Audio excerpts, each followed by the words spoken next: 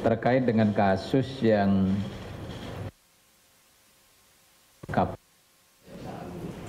tentu nanti harus pelajari berkas-berkasnya ini sampai sejauh mana.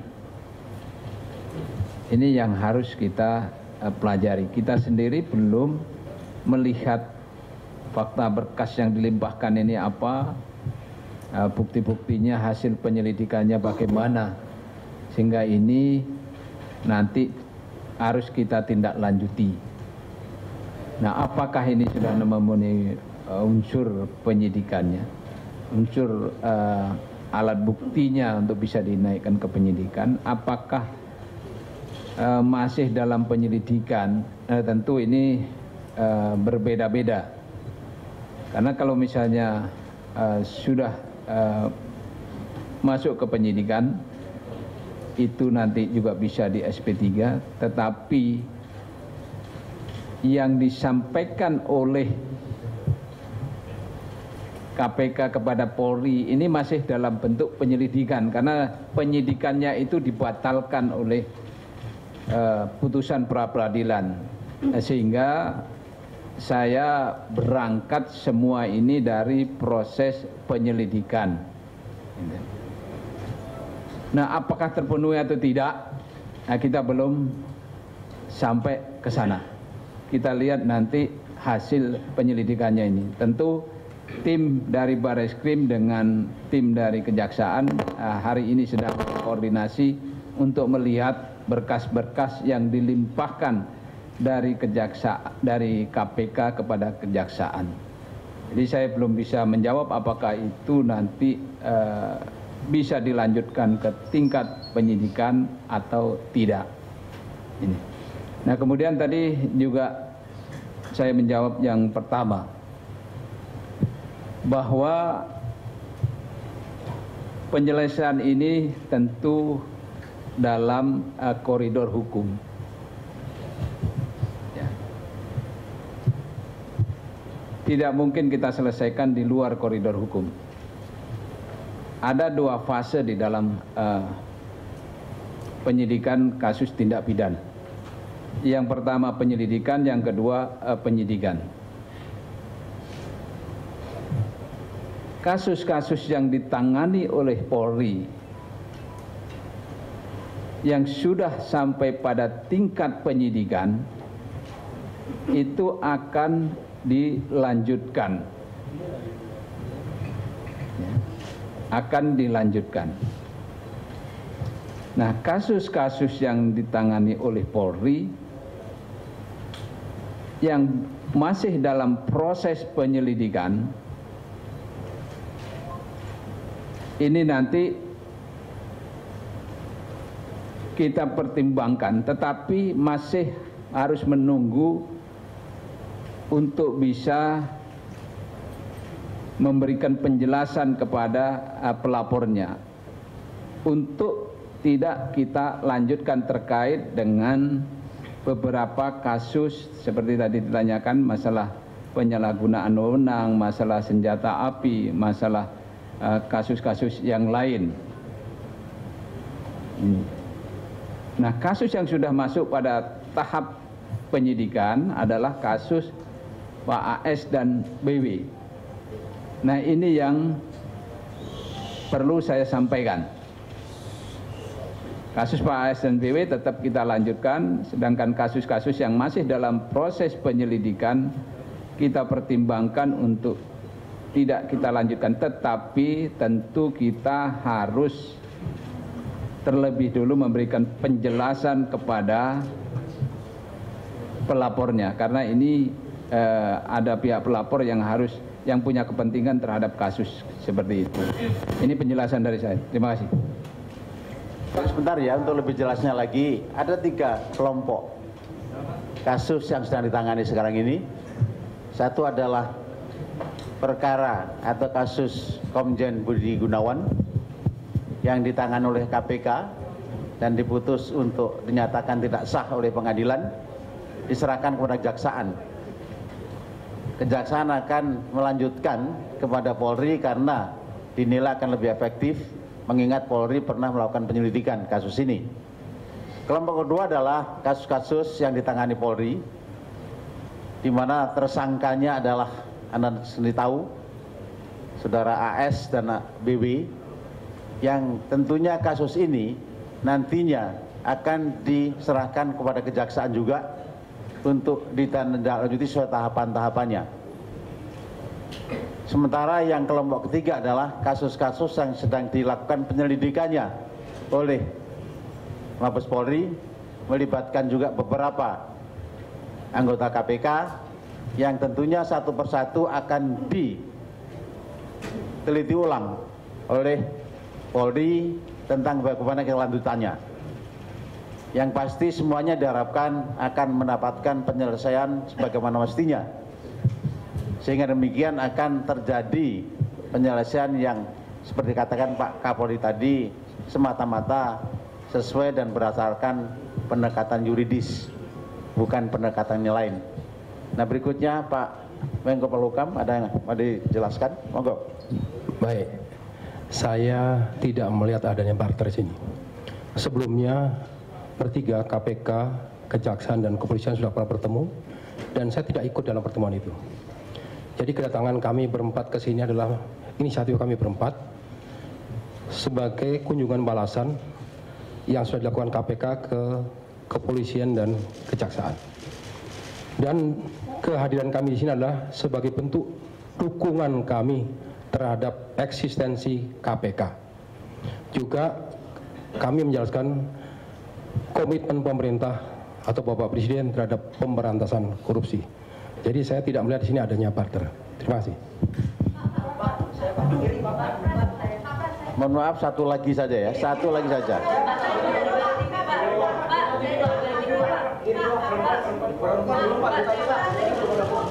Ini perempuan kan? Baju merah perempuan itu. Selamat siang Pak, saya dari Bali TV. Saya khususkan untuk ke Pak Jaksa Agung, Pak Prasetyo. Pak, di sini mungkin agak melenceng dari tema. Ini saya tanyakan untuk tentang kasus Bali 9, apa untuk pekan ini? Iya. Iya Pak. Boleh nggak Pak? Nanti kita jawab tersendiri. Oke. Ya,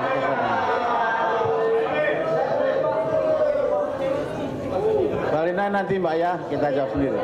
Pak Elverina dari Metro TV mau tanya ke Pak Jaksa Agung. Itu tadi disebutkan, tadi kita di doorstop di luar sudah menyebutkan kalau misalkan pelimpahan kasus Budi Gunawan ini Pak Pras mengaku siap. Tapi tadi sudah dikonfirmasi ulang bahwa pelimpahan berkas dari KPK menuju ke Kejagung kemudian dilimpahkan kembali ke Polri. Apakah itu tidak menimbulkan konflik of interest dan sejauh apa penyidikan ataupun penilaian dari pihak KPK maupun Kejagung dan Polri? Kenapa bisa kasus tersebut bisa dilimpahkan ke Polri kembali Pak? Karena itu menyangkut sesama anggota Polri. Terima kasih.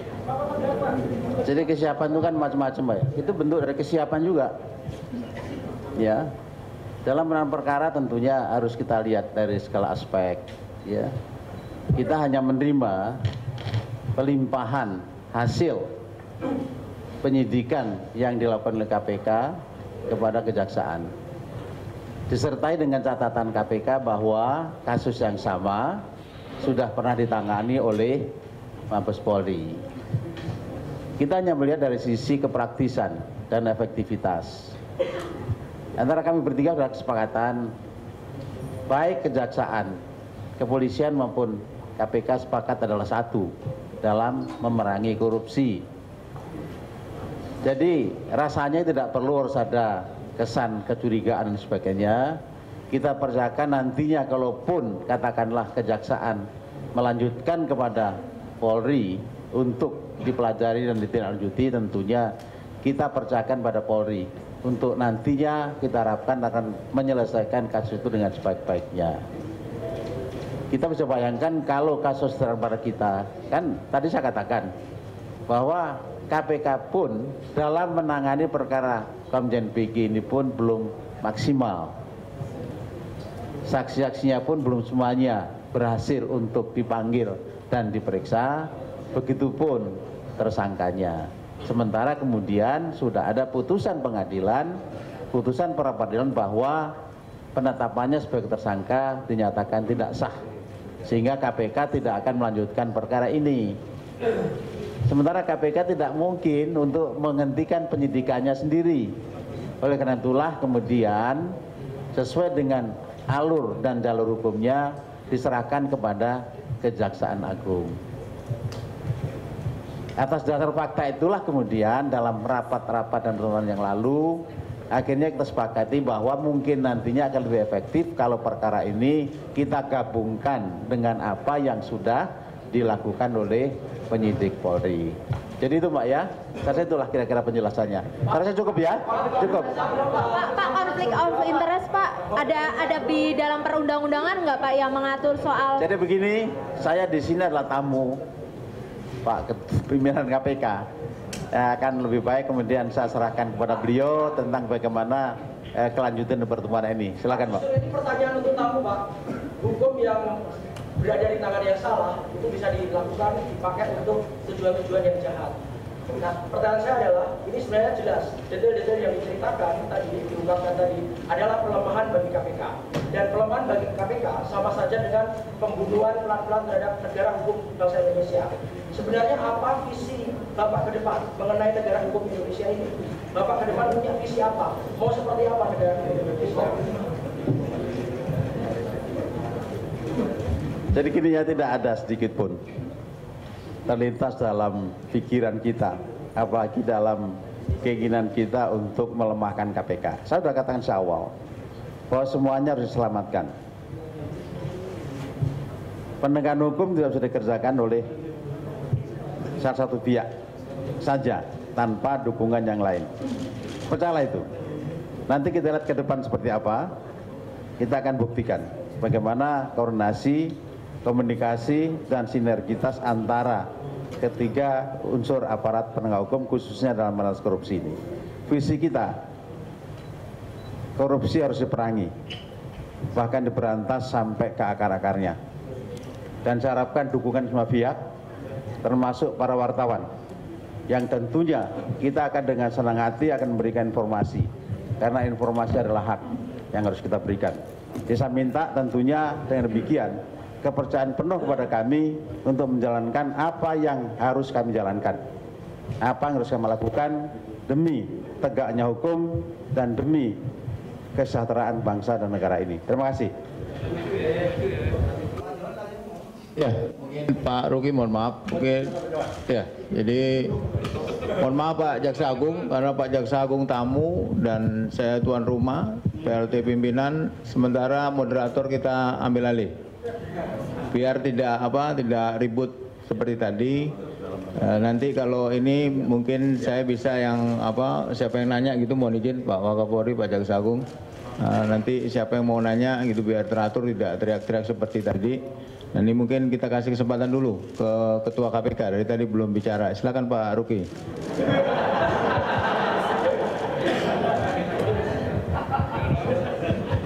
Balas dendam. Padahal kesepakatan di atas bahwa juru bicara pimpinan KPK itu sekarang salah satu pimpinan. Ya dibalikin lagi. Mana sih, San? Baik, saudara sekalian. Terima kasih. Assalamualaikum warahmatullahi wabarakatuh. Buat saya pribadi hari ini bukan akhir. Dunia belum kiamat, langit belum runtuh. Itu pendapat saya.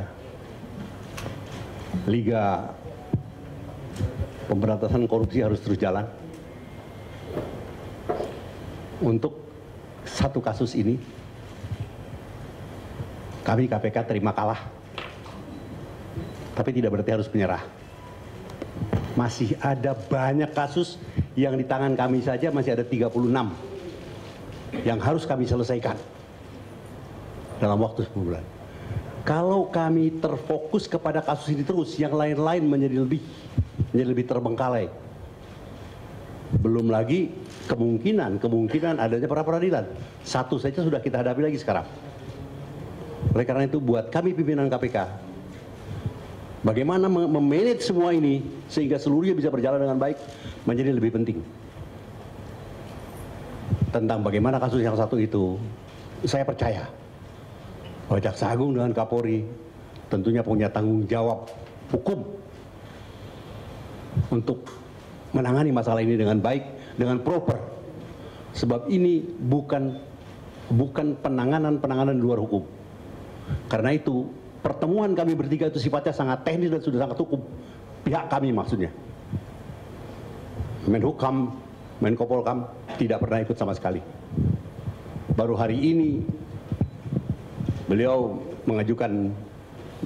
memberi kabar bahwa mau berkunjung dengan Menhukam. Welcome, dan kebetulan memang pembicaraan yang begitu intens antara pimpinan KPK, pimpinan Kejaksaan Agung dengan Kapolri mengkerucut sampai memutuskan bahwa hari ini persoalan ini harus kita selesaikan dengan sesuai dengan kesepakatan dan tidak boleh keluar dari jalur hukum. Itu yang bisa saya jelaskan atas fait accompli dari Saudara Johan. Pak Johan, saya kembalikan. Sebentar. Sekarang sudah ada moderatornya. Sebentar. Sekarang sudah ada moderatornya. Jadi kesini dulu. Ya, silakan. Ya.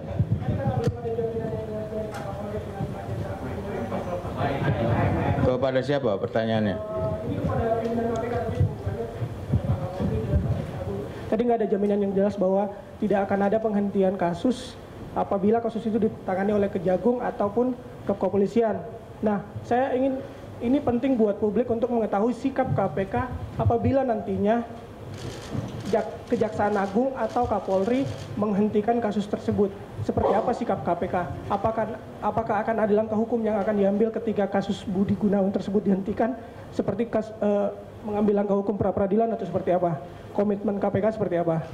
Kedua, tadi Bang Johan mengatakan bahwa, mohon dikoreksi kalau salah Bang ya, tadi bahwa solusi ini diambil karena ada ketidaknyamanan yang terjadi di internal KPK, masih ada pemanggilan-pemanggilan.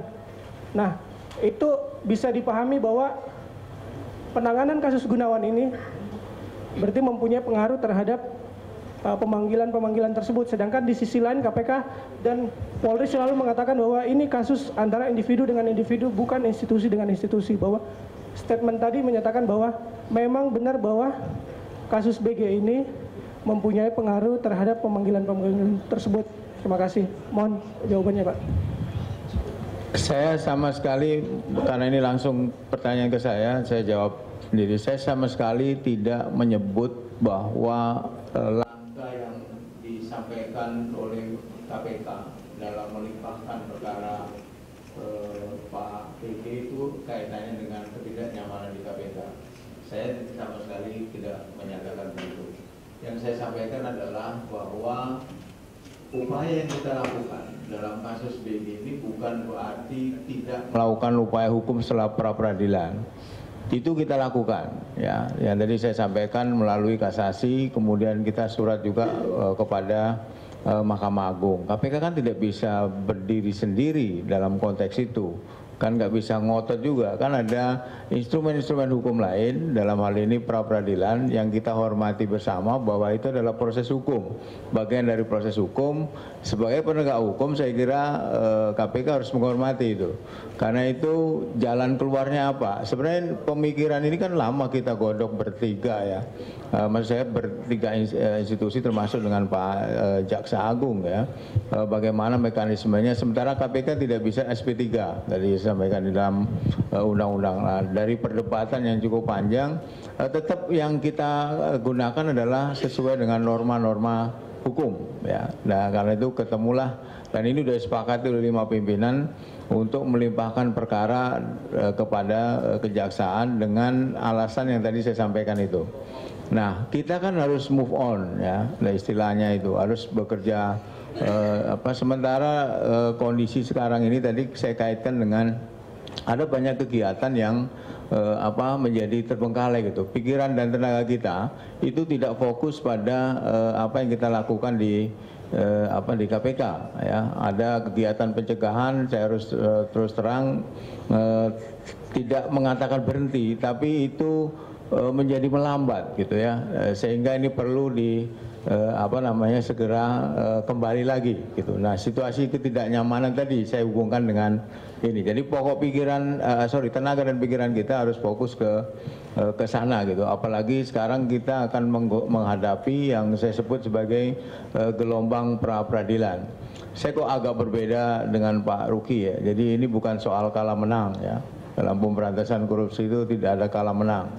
Yang ada adalah pemberantasan korupsi harus jalan terus, tidak boleh berhenti sedetik pun. Tapi teman-teman juga harus memahami ya bahwa tugas KPK itu banyak sekali, sehingga hal-hal yang berkaitan dengan tugas-tugas yang tadi disampaikan, kita masih punya 36 perkara tadi disampaikan oleh Pak Ruki, kemudian ada tugas-tugas lain yang harus segera juga diselesaikan gitu. Jadi kira-kira itu, jadi jangan dihubungkan secara langsung ya, dari konteksnya adalah itu. Semoga besok dicetak tidak salah mengartikan apa. Lebih baik sih kalau ngutip pernyataan saya itu lengkap ya.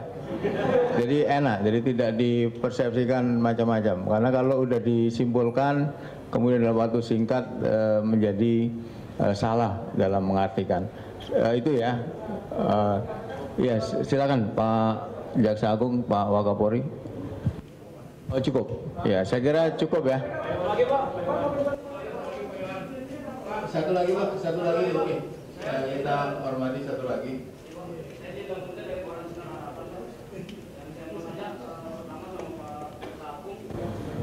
Kita tahu bahwa apa yang dilakukan saat ini untuk menyelesaikan konflik-konflik sebelumnya adalah semua dengan opsi hukum, dengan cara hukum. Satu hal yang belum kita dengar, opsi hukum yang mungkin bisa ditempuh adalah diponering untuk perkara Pak AS dan Pak BW gitu. Terkait ini, opsi ini bisa nggak Pak? Ada kemungkinan nggak untuk itu, dan apakah sudah ada komunikasi dengan Pak Presiden bahwa ketika nanti perkara ini sudah dilimpahkan dari Polri ke Kejaksaan, ini bisa ditempuh. Lalu yang kedua buat Pak Wakapolri, izin Jenderal, saya ingin tahu ada selain Pak AS dan Pak BW, ada berapa staf atau pegawai KPK yang perkaranya sudah sampai pada tahap penyidikan, dan itu kira-kira kalau dia sudah sampai pada tahap penyidikan, kembali lagi buat Pak Jaksa Agung, kira-kira untuk menyelesaikan ini opsi hukum apa yang nanti dilihat kemungkinannya seperti apa? Terima kasih Pak. Ya saya kira cukup satu aja karena bapak-bapak di depan ini juga sibuk, sehingga satu aja sudah cukup. Nanti mohon Pak Jaksa Agung untuk menjawab, kemudian Pak Barodin juga menjawab. Baik, saya belum bisa memberikan jawaban yang pasti mengenai masalah apakah mungkin perkara SNBP itu akan dilakukan pendekatan dengan menerapkan deponering. Deponering memang hak prerogatif dari seorang jaksa agung, tapi tentunya deponering itu sendiri tidak bisa diterapkan sembarangan. Alasan satu-satunya untuk meneponering satu perkara adalah hanya atas dasar demi kepentingan umum. Kita akan melihat apakah perkara ASNBP ini nantinya bisa diterapkan dengan alasan demi kepentingan umum apa tidak. Jadi tentunya saya belum bisa memberikan penjelasan sekarang ini. Dan apakah kemungkinan diterapkannya deponering itu oleh Jaksa Agung untuk perkara SNBP pun tentunya hal ini juga belum pernah kami sampaikan kepada Presiden. Karena sesuai petunjuk Pak Presiden, Presiden tidak akan pernah mencampuri urusan penegakan hukum. Beliau sangat menghormati proses penegakan hukum dan itu sepenuhnya menjadi kewenangan dan tugas tanggung jawab dari aparat penegak hukum. Jadi sekali lagi tentunya saya belum bisa memberikan penjelasan tentang deponering ini, meskipun itu merupakan hak prerogatif Jaksa Agung. Hanya deponering itu tentunya tidak akan bisa diterapkan sembarangan, karena satu-satunya alasan untuk deponering hanya demi kepentingan umum. Terima kasih ya. Untuk kasus-kasus yang masih dalam penyelidikan, kalau nggak salah ada 9, itu menyangkut beberapa personel di KPK ini. Kemudian kasus yang masuk ke penyidikan itu ada 3. Oh, di luar PW dan 1. Jadi di luar, ya. Untuk kasus-kasus yang sudah masuk pada tahap penyidikan, memang ada instrumen hukum untuk bisa dihentikan SP3. Tetapi instrumen itu harus ada persyaratannya. Sepanjang persyaratan itu tidak memenuhi, ya itu tidak mungkin untuk dilakukan. Sehingga harus kita lanjutkan ke penuntut umum. Nah, kemudian untuk kasus-kasus yang masih dalam penyelidikan, itu kalau di KPK juga bisa dihentikan penyelidikan ini. Tetapi tadi saya katakan bahwa bisa saja ini nanti akan kita tidak kita lanjutkan, tetapi menyangkut pihak ketiga, sehingga saya harus membicarakan dulu atau berkoordinasi dengan pihak pelapornya, sehingga tidak kemudian hari tidak terjadi tuntutan kepada Polri. Nah, tadi juga pertanyaan, apa ini ada kasusnya, ada kaitannya dengan kasus BG? Sementara tidak ada kasus ini kaitannya dengan kasus Pak BG. Kalau misalnya kasus Pak BG selesai ini terus tetap lanjut, bisa saja itu, tapi kita akan berupayakan dengan komunikasikan untuk tidak kita lanjutkan kalau itu memang ada kesepakatan dengan pihak pelapornya. Ini, terima kasih. Ya, saya kira cukup. Terima kasih teman-teman atas kehadirannya. Assalamualaikum warahmatullahi wabarakatuh.